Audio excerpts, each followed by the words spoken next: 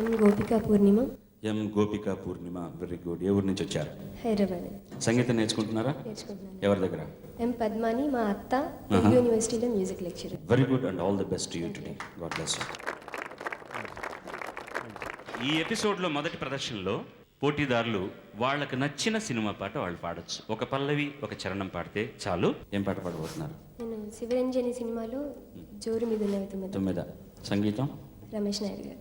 రచన ఆ పాట రాసినవారు దాసం గోపాలకృష్ణ. ఓకే అమ్మా, all the best to you.